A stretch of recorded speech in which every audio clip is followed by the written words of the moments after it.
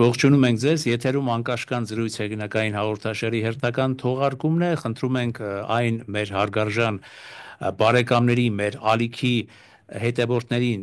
ովքեր դեռ չեն հասցրել բաժանորդագրվել մեր One Talk YouTube-յան ալիքին, ընդամենը սեղմել զանգակ կոճակը, բաժանորդագրվել մեր One Talk YouTube-յան ալիքին, որի համար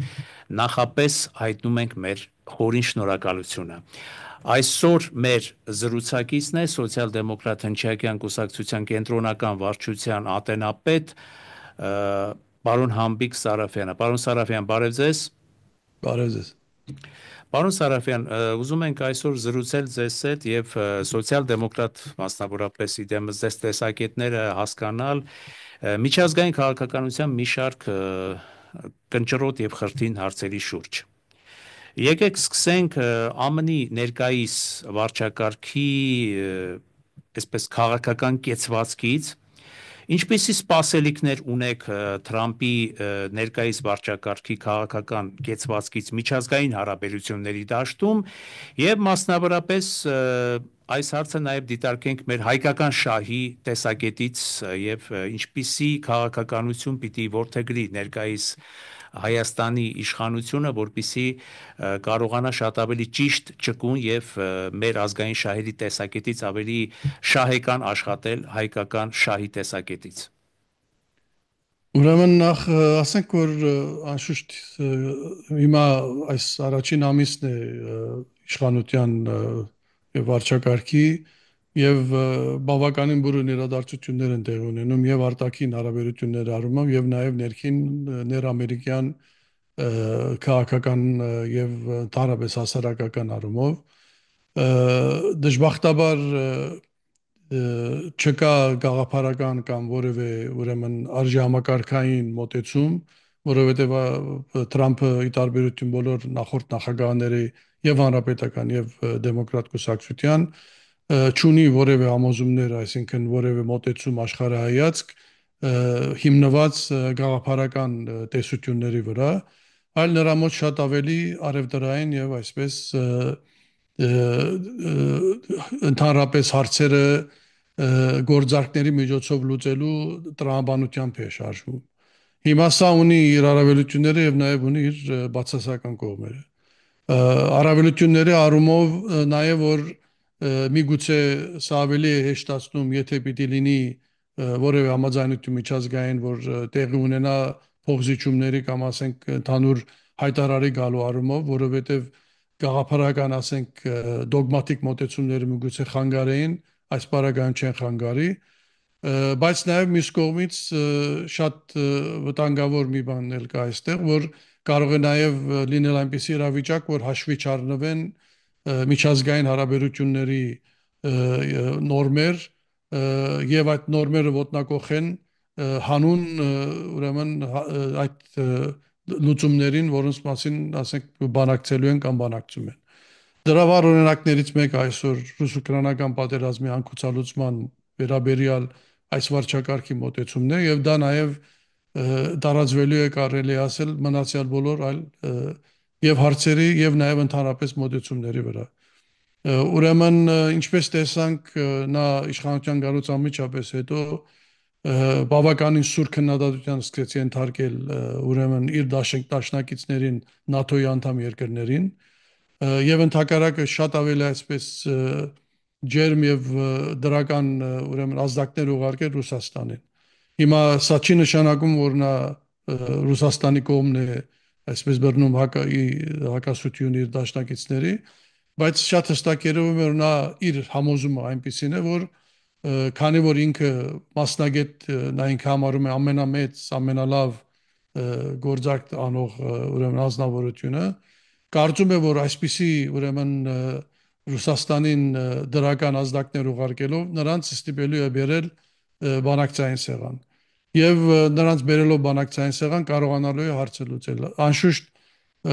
այստեղ հիմնական հարցը այն է, որ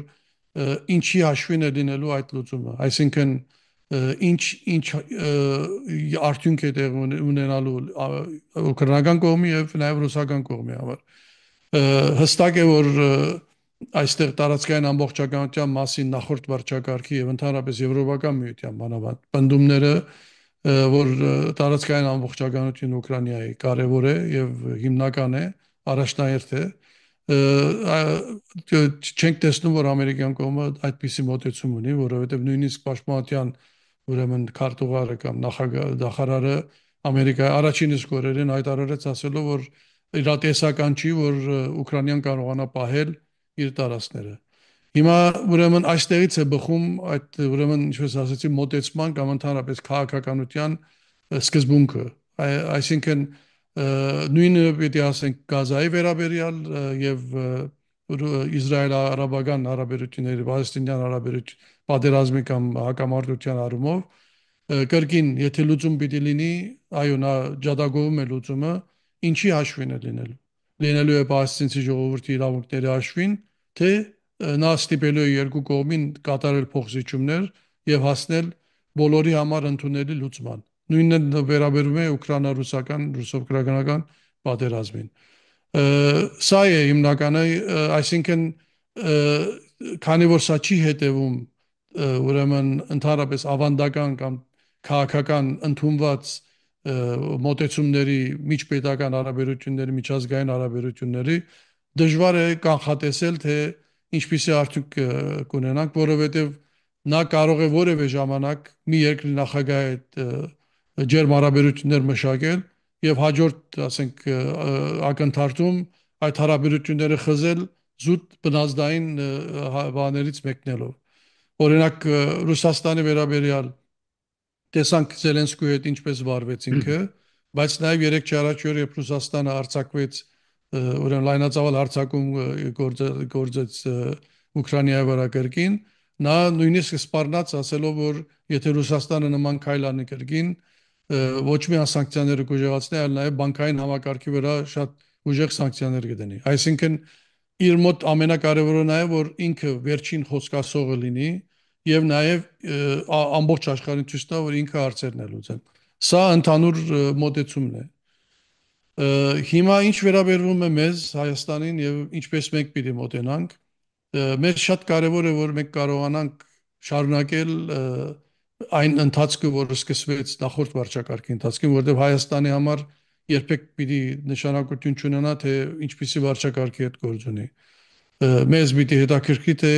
ինչպես կարող ենք շարունակել զարգացնել մեր հարաբերությունները Միացյալ Նահանգների հետ, որովհետև դա մեր համար կարևոր է եւ անվտանգության եւ այլ ուրեմն նաեւ տնտեսական առումով։ Այստեղ անշուշտ մենք անելիք ունենք, բայց նաեւ ամերիկյան կողմը պիտի անելիք ունենա։ Դժբախտաբար կարծեք այնպիսի իրավիճակ է հիմա, որ Անդրկովկասը որպես այդպեսին առայժմ այս գերատեսչության կամ այս վարչակարգի ուշադրության կենտրոնում չէ, որովհետև երկու այլ առաջնահերթություն կան, որ այսօր նրանց շատ է հետաքրքրում, մեկը ռուս-ուկրաինական պատերազմը, մյուսը պաղեստինե-իսրայելյան եւ ինչու՞ չէ նաեւ Սիրիայում այսօր իրավիճակը, որ նաեւ տարածաշրջանային այդ փոփոխությունների ուրեմն մաս է կազմում։ Ձեր կարծիքը ուզում եմ իմանալ, Մերձավոր Արևելքից խոսեցիք, մասնավորապես Թուրքիայի դերի հետ կապված, որովհետև շատերին է մտահոգում այն հանգամանքը, որ մեր տարածաշրջանում Մերձավոր Արևելքից արդեն ձգվող դեպի մեր տարածաշրջան Թուրքիայի ազդեցությունն է մեծանում եւ արդյոք չեք տեսնում այստեղ շատ մեծ վտանգ ու սպառնալիք։ Տեսեք, մենք ես կարծում եմ, որ ճիշտ չի լինի մեր կողմից նաև մեր ավանդական մոտեցումով այս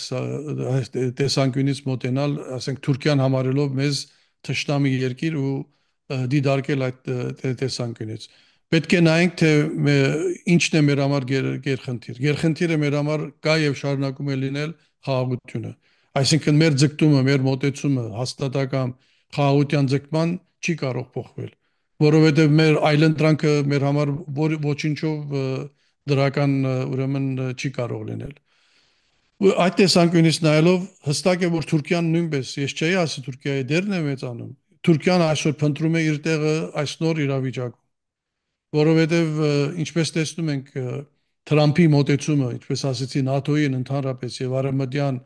երկրներին եւ եվրոպական երկրներին մանավանդ մեզ թույլ է տալիս մտածելու, որ Թուրքիայի Թուրքիայի դերը, որ նախկինում որպես ՆԱՏՕ-ի երկրորդ ամենամեծ բանակ ունեցող երկրի եւ Ռուսաստանի այսպես սահմանակից եւ ամիջական այսպես առաջատար այդ ՆԱՏՕ-ի հիմա կարծեք թե փոխվում է, որովհետեւ ենթադրաբար, եթե ռուս-ամերիկյան հարաբերությունները բարելավեն կամ միջազգային առումով խաղաղություն լինի, պարզ է, որ Թուրքիան կորցնելու է իր այդ դիրքը եւ այդ պատճառով էլ տեսնում ենք, որ երբ Եվրոպան արդեն Եվրոպական միությունը դեռ մի քանի օր առաջ արդեն հաստատեցին, որ փորձելու են ապավինել իրենց վրա ավելի շատ, որովհետեւ ամերիկյան այսօրվա քաղաքական ուրեմն մոտեցումներին ելնելով եւ Թրամփի հայտարարություններից ելնելով նրանք արդեն այդ չեն տեսնում կամ չեն ակնկալում, որ պիտի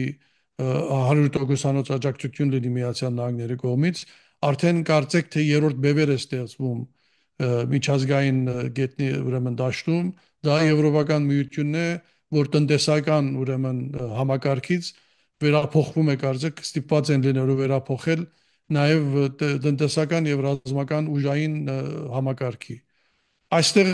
պարզ է որ նաև Հայաստանի հարաբերություններն են դառնում կարևոր Եվրոպայի հետ եւ հատկանշական էր նաև Թուրքիայի արտաքին գործոստ նախարարի հայտարարությունները, կոչերը, այսինքն նրանց նաև կարծեք թե բացահայտ հայտը, այսպես ասենք Եվրոպային, որ Եվրոպան նրանց նկատի ունենա, եթե ստեղծվելու է նոր համակարգ կամ նոր ասենք բևեր, ճակատ, այսպես ասած, նրանք այդ բևերի մասնակից են, որովհետև այդտեղ նրանք այո կկարողանան կրկին պահել իրենց դիրքը միջազգային ուրեմն առումով եւ մանավանդ տարածաշրջանային առումով։ Անշուշտ սա ասելով նաև պիտի հստակ լինի, որ Սիրիայի փոփոխությունները, Սիրիայում ուրեմն հեղաշրջումից հետո այո խիստ մեծացել է Թուրքիայի դերը սիրիական ուրեմն այդ այսօրվա իրականության մեջ եւ նրանց համագործակցությունը գործող վարչակարգի հետ եւ նաեւ այն գործողությունները այսօր տեղի են ունենում Սիրիայի հյուսիսում եւ քուրդերի հետ կապված եւ նաեւ այս վերջին մի քանի օրերին Լաթակիայում տեղի ունեցող, ասենք, հակաիշխանական այս ուրեմն բախումների, որոնք հակազդեց իշխանությունը անշուշտ շատ բուրըն կերպով եւ այսօր նաեւ բավականին անմեղ զոհեր կան Սիրիայի քաղաքացիներից։ Այսինքն մեր համար հիմա ստեղծում է մի այնպիսի պատկեր իրավիճակ միջազգային առումով, որ մեր պատկերացումները նախատրամփյան հիմա հստակ է որ արդեն գոյություն չունեն եւ պետք է նոր մոտեցում եւ նաեւ հավասարակշռված հստակ ուրեմն քաղաքականություն, որպեսզի ոչ մենք դառնանք այդ եթե հակամարտությունը դինելու գերտերությունների հակամարտության ուրեմն կողմերից մեկի այսպես զոհ, այլ կարողանանք ճիշտ կողմնորոշվել, որպեսզի Հայաստանը այս իրավիճակում հանկարծ անմեղ զոհ չդառնա կամ կողմնակի զոհ չդառնա։ Դուք տեսնում եք դրա մեջ որևէ դրական բան, եթե Եվրոմիությունը այսպես տարանջատվում է, դե Ամերիկան հայտարարում է, որ մենք արդեն չեն կարող այդքան ծախսերի մեջ ուկրաինական պատերազմից այդ ծախսերը, այդ հսկայական ծախսերը հիմա Եվրոմիությունը թող իր գլխի ճարը ժողովրդական խոսքով ասած ինքը տեսնի, սրա մեջ դուք դրական միտում տեսնում եք թե ոչ։ Գիտեք, դրական միտումը հետևյալն է։ Պատմականորեն Եվրոպան միշտ այդ ՆԱԹՕ-ի մեջ ուրեմն կարծեմ 5% պետք է ծախսեին, երբեք Եվրոպան այդ ծախսը չէր անում, այսինքն պաշտպանական ուրեմն բյուջեի այդ հատկացումը չէր անում, որովհետև միշտ նրանք ապավինում էին ամերիկյան ուրեմն հովանավորության եւ Ամերիկան էլ կարծեք թե ամերիկյան նախորդ վարչակարգերը միշտ այսպես բարեացական մոտեցում էին ցուցաբերում, որովհետև դա համարում էին անգինը, որ Միացյալ Նահանգները վճարում է, որպեսի ունենա միջազգային այդ ուրեմն ներկայությունը կամ հեղինակությունը։ Թրամփի համար դա առաջին անգամ առաջին ուրեմն վարչակարգի ժամանակ դա հստակ նա այդ մասին խոսեց եւ հիմա կրկին խոսում է։ Դրականը մեր համար ես կարող եմ ասել միաժամանակ նա է լինելու, որ եթե բարձրանում է, այսինքն իսկապես Եվրոպան սկսում է սպառազինության որպես պաշտպանվի եւ ինչպես տեսնում ենք Ֆրանսիան այստեղ վերցրել առաջադարի ուրեմն դիրքը եւ Մակրոնի վերնով է հնչում այդ հայտարարությունը կամ նույնիսկ նրա այն հայտարարությունը, որ նա է տրամադրելու այն հովանին ուրեմն միջուկային զենքի Եվրոպայի համար ամբողջ, եթե հանկարծ Միացյալ Նահանգները մերժի իր պարտականությունները կատարել, անշուշտ դա մեր համար այս տեսակյունից դրական է, որովհետև մենք ունենք հատուկ հարաբերություններ Ֆրանսիայի հետ եւ չի կարող դա հաշվի չառնվել եւ հստակ տեսնում ենք, որ Ադրբեջանի համար բացարձակապես դուրեկան չի, որ Հայաստանն ու Ֆրանսիան նման մոտ հարաբերություններ ունեն նաեւ նույնիսկ ռազմական առումով։ Եվ եթե բարձրանում է, այսինքն բյուջեն բարձրացնում է եւ սպառազինություն է սկսվում, ուրեմն կարելի է ակնկալել, որ Հայաստանի համար մեր ունեցած հարաբերության ոչ միայն Ֆրանսիայի, միացյալ Եվրոպական միության հետ դա դրական ազդակ է լինելու։ Բայց միշտ տեսանկյունից անշուշտ նախընտրելին պիտի լինի, որ որևէ կարիք չլինի նման այսպիսի մոտեցման եւ այն սուր իրավիճակը, որ մենք այսօր ունենք միջազգային հարաբերություններում Ռուսաստան, Եվրոպա, Արևելք, Արևմուտք, դրանք վերանան եւ դրա կարիքը նույնիսկ չլինի եւ բացվեն ճանապարհները, ինչպես բոլորն են ցանկանում եւ ամբողջ աշխարհի համար այդ խաղաղությունը լինի այնպեսին, որ որևէ երկիր այլ երկրի նկատմամբ ոտնձգություններ չանի կամ ուր Ռուսաստանի բարագային չմտածի, որ ՆԱՏՕ-ն հասնում է հասել իր դռները եւ իր դեմ անմիջական վտանգ է սպառնում եւ նման քայլի դիմի ինչ որ արեց Ուկրաինայում, որի հետևանքները դեռ երկար ժամանակ զգացվելու են։ Այո, իհարկե պիտի այդպիսի բաներ չլինեն, որպեսզի սրացումները նաև չազդեն տարբեր այլ երկրների վրա, ճիշտ մատնանշեցիք ռուս-ուկրաինական այդ հակամարտության պատճառը եւ գանք տարածաշրջանային այլ խնդիրների, այսպես ասած, սուր կետերի վերաբերյալ, չմոռանանք, որ Թրամփը գործարք է առաջարկել Իրանին,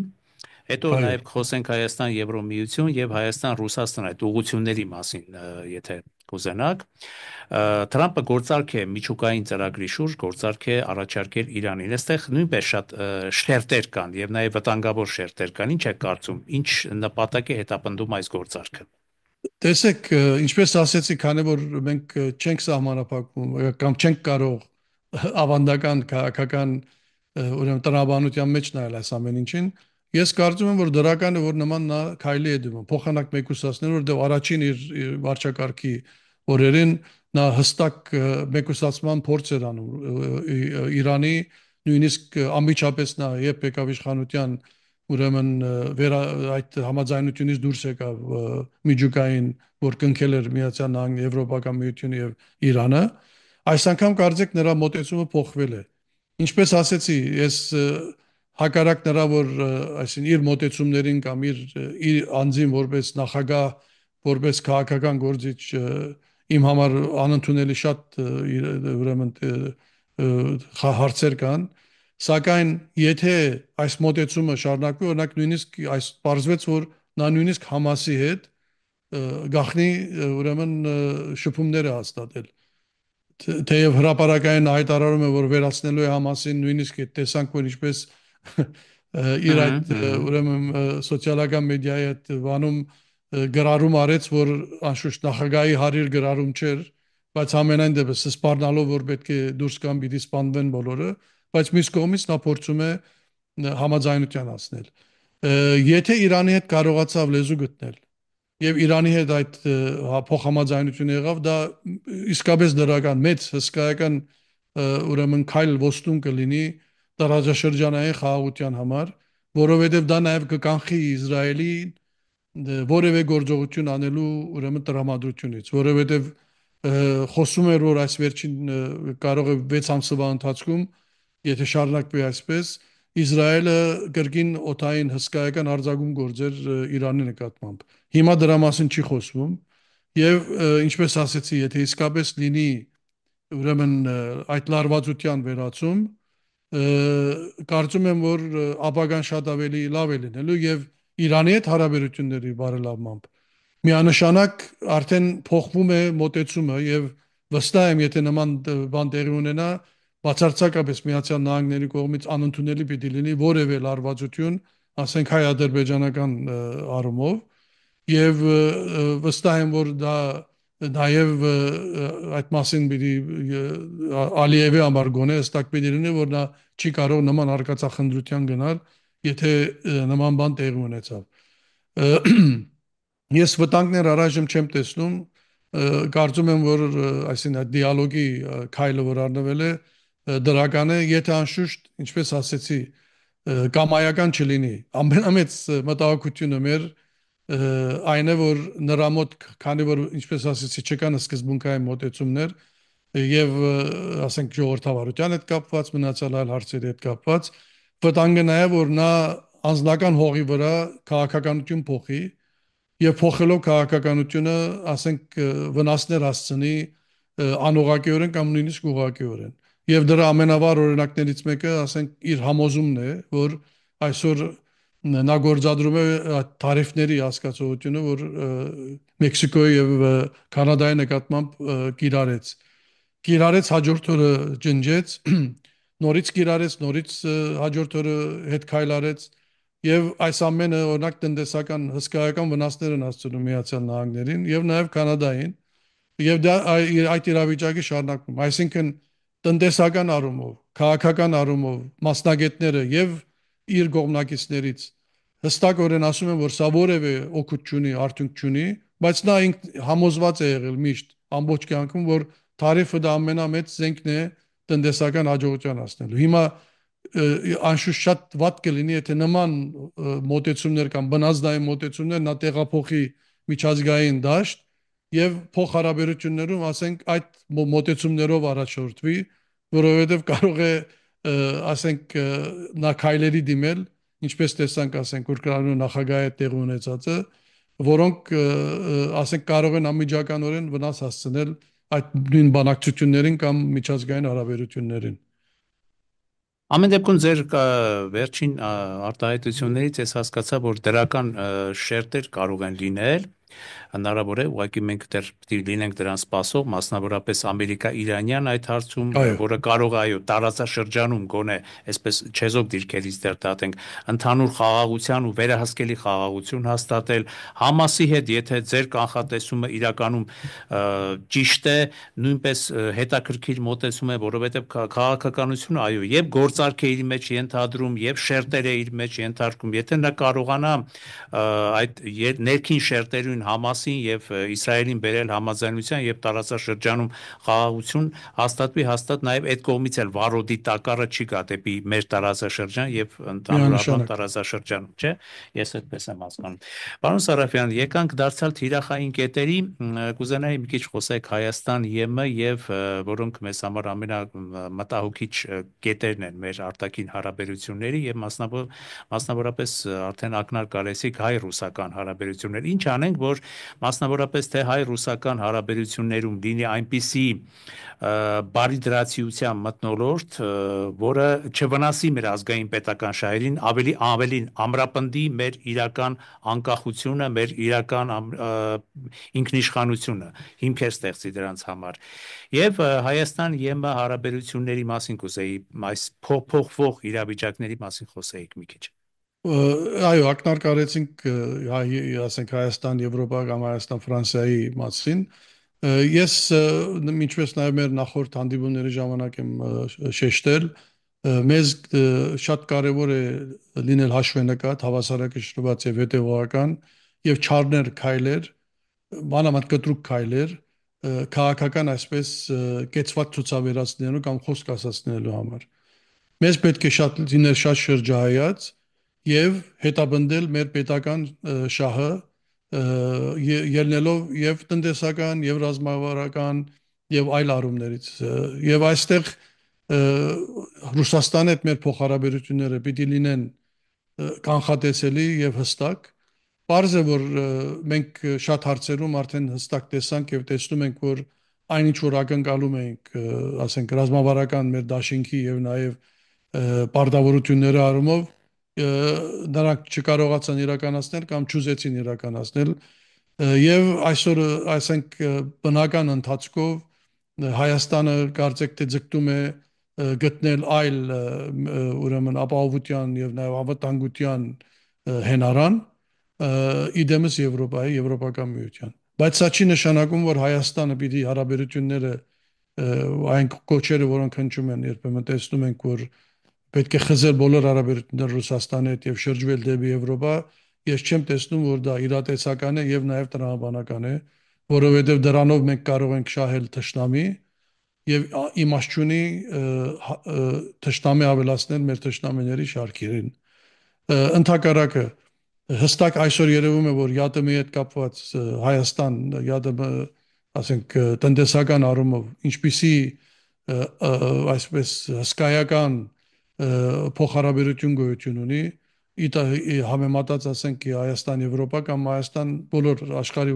որևէ այլ երկիր տնտեսական փոխհարաբերությունների արևտուրի առումով եւ ես չեմ տեսնում, որ ինչպիսի օգուտ պիտի ունենա մեր համար կտրվել այդ համակարգից, երբ մենք ճունենք այլընտրանքը եւ այդ այլընտրանքը արդեն գոյություն ունի եւ անցումը եթե պիտի արվի, այդ անցումը հեզասահ պիտի լինի։ Եվ համաձայն չենք նաեւ այն մոտեցման, որ ոչինչ կարող ենք մի քիչ այսպես դիմանալ այդ տնտեսական ծանր բերին եւ հետո ասենք ամեն ինչ լավ կլինի։ Միգուցե դա լավ է հնչում, բայց գործնականում ես կարծում եմ, որ դա այդքան էլ հեշտ չի լինի, մանավանդ եթե ինչպես ասեցի, գոյություն ունի ենթակառույցը, գոյություն ունեն հարաբերությունները, որոնք այդ անցումը գդյուրացնեն։ Քանի այդպես է, ուրեմն պետք է շարունակել շատ նորմալ հարաբերություններ ունենալ Ռուսաստանի հետ։ Հայաստանը արդեն գրեթե երրորդ տարին է կարելի ասել սպառազինության առումով անում է իր քայլերը, այսինքն լայնացրել է, դուրս է եկել արդեն միակողմանի կախվածությունից եւ արդեն Հնդկաստանի հետ փոխհարաբերությունները կամ այդ գործարքները թեկուզ Եվրոպայի հետ, Ֆրանսիայի հետ ցույց են տալիս, որ Հայաստանը արդեն իր անվտանգությունը, ինչպես հիմա Եվրոպան է ակնկալում, ուրեմն իր անվտանգությունը երաշխավորել իր ուժերով, Հայաստանն է փորձում նաև դա անել, բայց մնացյալ առումներով, տնտեսական առումով այնքան ժամանակ, որ մենք հստակ պատկերացում չունենք, թե փոխելով մեր մաքսային ուրեմն համակարգը, փոխարինելով ԵԱՏՄ-ն մի այլ համակարգով, եթե մենք հստակ չենք ուսումնասիրել, չգիտենք թե ինչպիսի ակնկալություն կարող ենք ունենալ եւ ինչպիսի հնարավորություններ եւ դժվարություններ պիտի դիմագրավենք, այդ մասին խոսել եւ ջադագովելը կարծում եմ ճիշտ չի լինի ու նաեւ կարիք չունենք, ինչպես ասեցի, հակադրվելու Ռուսաստանին, թեկուզ մեր ունեցած բոլոր վերապահումներով եւ բողոքով եւ նաեւ ուրեմն դժգոհությամբ նրանց առ այսօր կատարած գործողությունների համար։ Այո, քաղաքականության կարծում եմ իմաստներից կարևորագույն կողմերից մեկն է հենց լեզու գտնելն է, չհակադրվելն է եւ այնպիսի ճկուն գործելակերպ ունենալն է, որ բոլոր բևեռների հետ դու կարողանաս վարել ճիշտ եւ ազգանպաստ երկխոսություն։ Միանշանակ եւ այսինքն եթե մենք խոսում ենք Ռուսաստանի ազդեցության մասին Հայաստանում, հստակ է, որ վերջին տարիներին այդ ազդեցությունը նվազել է եւ շարունակում է նվազել, մանավանդ նրանց գեր այսպես զբաղվածությամբ ուկրաինական ճակատի հետ կապված եւ պարզ է, որ նույնիսկ եթե ամենալավագույն պարագայում, նույնիսկ ցանկության դեպքում նրանք մեզ որևէ ձևով աջակցել չէին կարողանալու եւ չեն կարողանալու։ Եվ ինչպես տեսնում ենք, Հայաստանը նաեւ քայլ առ քայլ վերագտնում էր ինքնիշխանությունը, թեկուզ նաև իր սահմանների պաշտպանության առումով, եւ շատ դրական էր, որ այդ քայլերը արվեցին առանց հակասությունների, այսինքն շնորհակալություն հայտնելով Ռուսաստանից, նրանք դուրս եկան եւ Հայաստան-Իրան սահմանից, որ վաղուց պետք է դա արվեր, նույնիսկ անհասկանալի էր, թե ինչու են նրանք մեր բարեկամ երկրի սահմանին եւ նույնիսկ Թուրքիայի հետ սահմանից հիմա դուրս գալով մենք պիտի վերջը հստակ լինի մեր համար, որ ինչպես ասեցի, խաղաղություն այլընտրանք չունի մեր համար։ Եվ մենք մեր հարևանների հետ, Թուրքիայի հետ եւ Ադրբեջանի հետ մեր հարաբերությունները պիտի ուզենք կամ չուզենք կարգավորենք։ Պարզ է այսօր մենք Ադրբեջանից որևէ դրական ազդակ չենք տեսնում, ընդհակառակը նույն խոսակցությունն է, նույն խոսույթն է, նույն մեղադրանքներն են անհիմն, բայց պիտի նաեւ շատ գիտակից լինենք, որ չենք կարող Թուրքիա-Ադրբեջան որպես մի ուրեմն ամբողջականություն նայել։ Եթե դա անենք, ուրեմն կրկին մենք կընկնենք պատմական մեր այն սխալ մոտեցումների մեջ, որոնց մեջ միշտ ընկել ենք։ Յուրաքանչյուր երկիր ունի իր պետական շահերը, եւ ինչպես տեսնում եք, Թուրքիան նաև ձգտում է շատ ավելի մեծ դերակատարության։ Եվ հստակ է, որ Թուրքիայի համար էլ է կարևոր, որ կարգավորի իր հարաբերությունները նաև Հայաստանի հետ, որովհետև եթե նա տնտեսական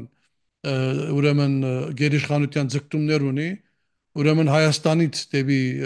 ուրեմն Միջին Ասիա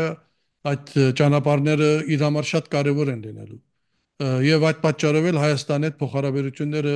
բարելավելը կարևոր է լինելու։ Պարզ է, որ հստակ է, որ այսօր Թուրքիան չի կարողանում ազատորեն Հայաստանի հետ հարաբերությունները բարելավել, նաև Ադրբեջանի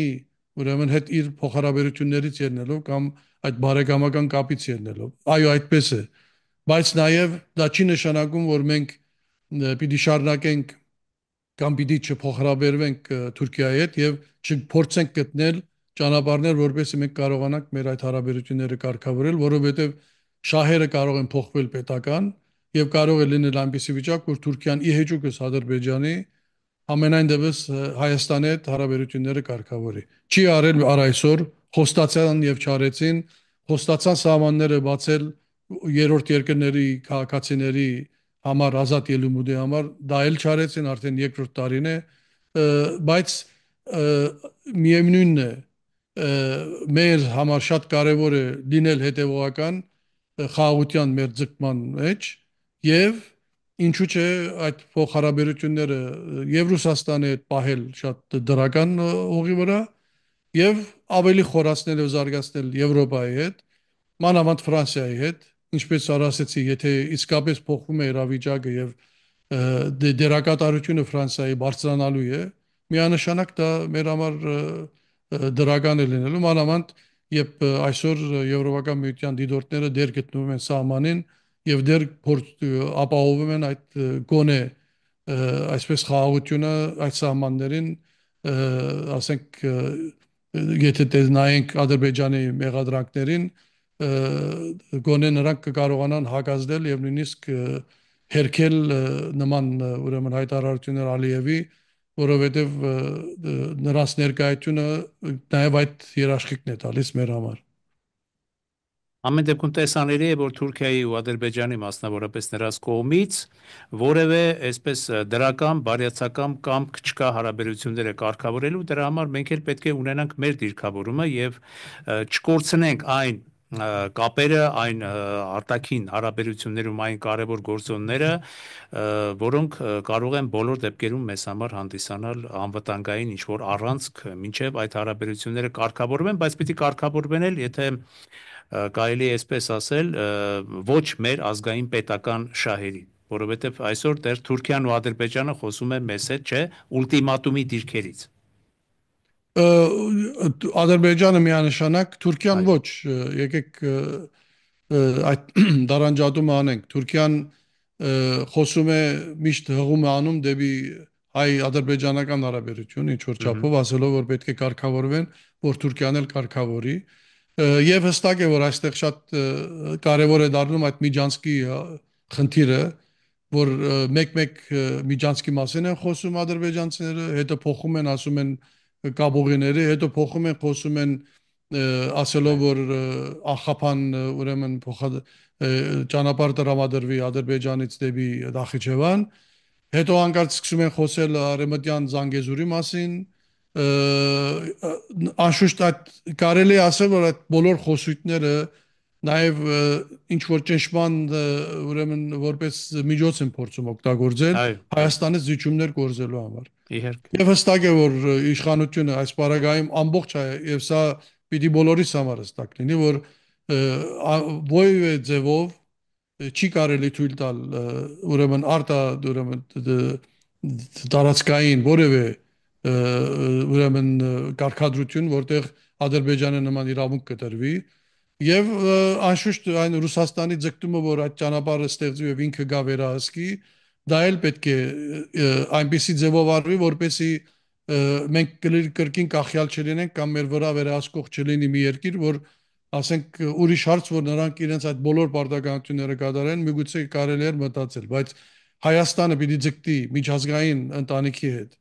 եւ Եվրոպական միության եւ Միացյալ Նահանգների հետ ցույց տալ համար, որ ինքը պատրաստ է եւ դա արվում է, այսինքն հետեւողականորեն դա ասվում է, ասելով, որ մենք պատրաստ ենք բոլոր կապուղիները ուրեմն ազատականացման բացման եւ ինչու՞ չտրամադրելով նաեւ Ադրբեջանին հնարավորություն շատ կարճ ճանապարհով կապվելու Նախիջևանի հետ, բայց ոչ մի դեպքում ուրեմն անցք տրամադրելով անվերահսկելի Հայաստանի կողմից անցք տրամադրելով նրանց։ Այո, Դա այդ անվերահսկելին ամենավտանգավորն է, ինչի մասին արդեն նրանք խոսում են, դա դժբախտաբար այդ խոսույթը կա։ այո, ուղղակի խոսույթը կարող է լինել, բայց մենք երբ որ հստակ է որ մենք այդ դա կարմիր գիծն է, որ երբեք չենք կարող այդ կարմիր գիծից թողել, որ նրանք այդ նպատակին հասնեն, ուրեմն մնում է համաձայնության գալ այլ ուրեմն միջոցներով եւ մանավանդ, ինչպես ասեցի, միջազգային եւ Եվրոպական միության եւ ինչու՞ չէ նաեւ Միացյալ Նահանգների հետո մասնակցությամբ ուրեմն մշտական խաղաղության հասնելու։ Երբ մշտական խաղաղություն եղավ, արդեն ինքնաբերաբար այդ սուր իրավիճակները կվերանան եւ վերջը վերջո նաեւ Հայաստանի համար էլ հնարավորություն կստեղծվի շնչելու որպես երկիր եւ զարգանալու, բարգավաճելու փոխանակ այսպես հավերժ երկու կողմից պաշարված վիճակում լինելով եւ ապավինելով հյուսիսի մեր հարևանի վրա այն հույսով, որ բոլոր այդ ապրանքափոխանակությունը հյուսիսից եկող միան լինելու է Վրաստանի միջոցով կամ ասենք ավելի փոքր բանով Իրանի միջոցով։ Եթե լինի այնպես իրավիճակ, որ քիչ առաջ որ խոսեցինք Իրանի հետ հարաբերությունները բարելավեն արևմուտքի, ուրեմն մեր համար շատ լայն հնարավորություններ են բացվում որպես երկիր զարգանալու բազմակողմանի առումով։ Պարոն Սարապյան, շնորհակալություն, որ համաձայնվեցիք ունենալ այս զրույցը, շնորհակալություն, որ արտահայտեցիք ձեր եւ սոցիալ-դեմոկրատ հնչակյան կուսակցության տեսակետները մի շարք միջազգային կարևորագույն հարցերի շուրջ։ Շնորհակալություն։ Խնդրեմ, շնորհակալություն ձեզ։ Սիրելի բարեկամներ, եթերում անկաշկանդ զրույց հեղինակային հաղորդաշարի հերթական թողարկումն էր եւ մեր զրուցակիցն էր սոցիալ-դեմոկրատ հնչակյան կուսակցության կենտրոնական վարչության ատենապետ պարոն Համբիկ Սարապյանը։ Ես դիմում եմ կրկին մեր այն սիրելի հետևորդներին, մեր ալիքի այն նոր բարեկամներին, ովքեր դեռ չեն հասցրել բաժանորդագրվել մեր One Talk YouTube-յան ալիքին, ընդամենը խնդրելով նրանց սեղմել զանգակ կոճակը, բաժանորդագրվել մեր One Talk YouTube-յան ալիքին եւ խրախուսել մեր աշխատանքը։ Լավ եղեք, ձեզ լավ գարնանային տրամադրություն եմ ցանկանում։